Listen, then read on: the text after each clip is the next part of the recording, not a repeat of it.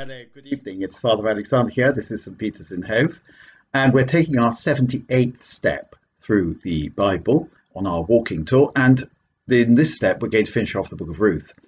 So we talked about how Ruth essentially goes and proposes marriage to Boaz by sleeping at his feet. Boaz wakes up and says, "My goodness, who are you?" Because it's a bit dark. And then he works out it's Ruth, and she said, "I am your servant Ruth." And she says, "Please marry me." In fact, where does it say? "I'm your servant Ruth. Spread the skirt of your cloak over your servant, for you have the right of redemption over me," which is tantamount to saying, "Please marry me."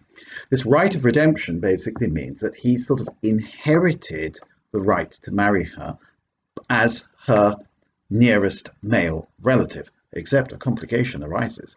He's not her nearest male relative. There's somebody else in the town who is. So in the morning, he goes off and negotiates with this other guy who hasn't got a name. This other guy says, "Well, I'll take the field, but I don't want the wife." And he therefore says, "Oh, don't worry, I'll take the wife." And therefore, Ruth marries Boaz. The Lord blesses their union. They have a son who's called Obed.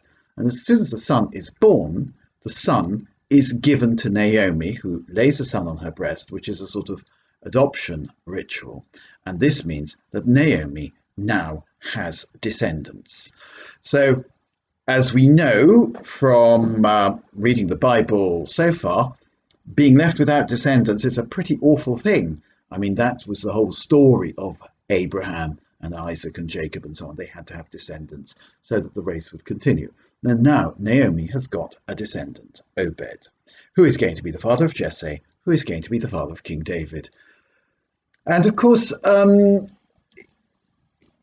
Boaz marries Ruth because of two motives. And this is important. I think this is one motive is generally seen to be the punchline of the story. But the second motive, which is in the background, I think has far more resonance with us. The main motive that is presented is because Boaz wants to fulfill the law of Moses perfectly. And the law of Moses has laid down something called levirate marriage, which means that if you're married to a man and the man dies, his brother has to marry you so that his deceased brother will have descendants. And of course, if you run out of brothers, then you go to the cousin, the second cousin, the third cousin, and so on. So it is perfectly fulfilling of the law of Moses that he marries Ruth, in an act of great piety that he gives descendants to Ruth's first husband and to Naomi, even though he's never met Ruth's first husband. So he's a good man, an upright man who keeps the law. But Boaz himself tells us the reason he's so attracted to Ruth is because she has not left her mother-in-law, but come all the way back from the plains of Moab with her mother-in-law and said that she's not leaving the mother-in-law.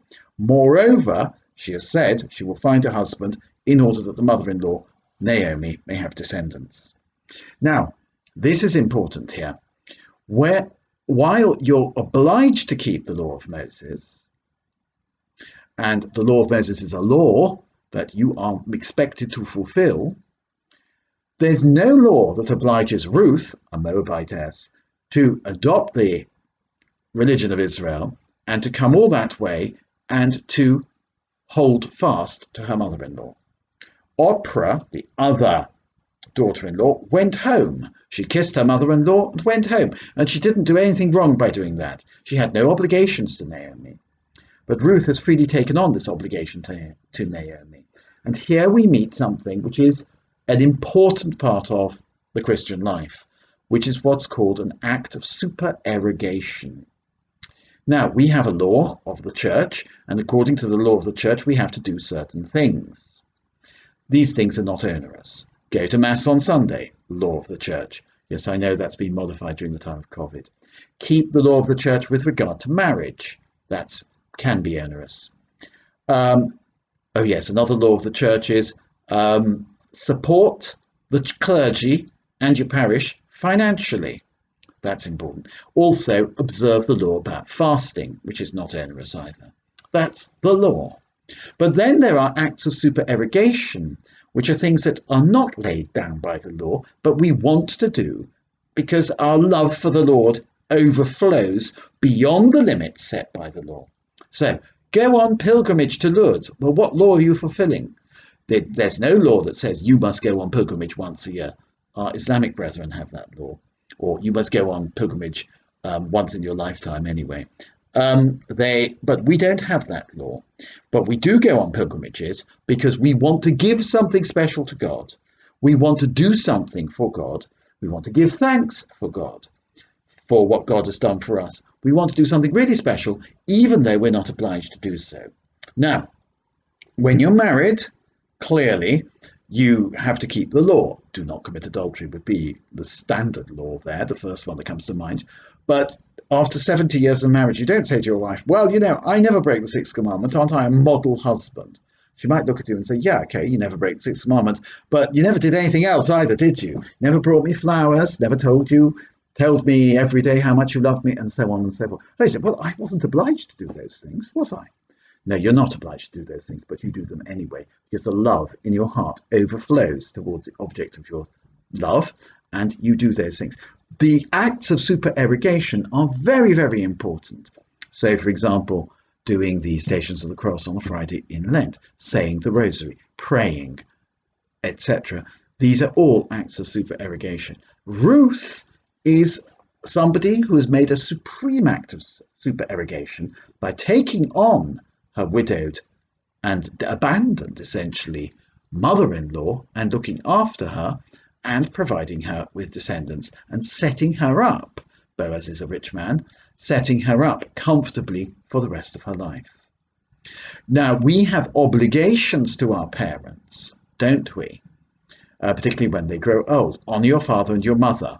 And Ruth goes way beyond this honour your father and your mother commandment of the law, of the Ten Commandments. She goes way beyond that. So the book of Ruth, which comes after the first 5 books of the law and the book of Judges, is an example to us of how to fulfill the law of levirate marriage, absolutely. How to fulfill the law perfectly, as Boaz does, absolutely. But it's also an example to us about how the law of itself will make you pleasing to God, but of itself is not sufficient. We, human beings, always want to go beyond the law. When we look at Jesus Christ, the descendant of Ruth, by the way, when we look at son of David, therefore great-great-great-great-grandson of Ruth, when we look at Jesus Christ's life, we see that he went beyond the law. There was no law that commanded Jesus Christ to take up the cross and to be crucified. There was no law, in fact, there was a law against it, which commanded Jesus Christ to cure people on the Sabbath, yet he did it. So our love, if it's going to be a truly Christian love, will always keep the law, but always go beyond the law. The law is a bare minimum. The perfection of humanity is love to the full. And of course, I think the book of Ruth, just to finish off, is such a great story because it's such a great love story. It's a story about friendship, about the bonds that unite human beings, and about how if you give your life to another person, you'll be supremely happy. All the best then. Bye.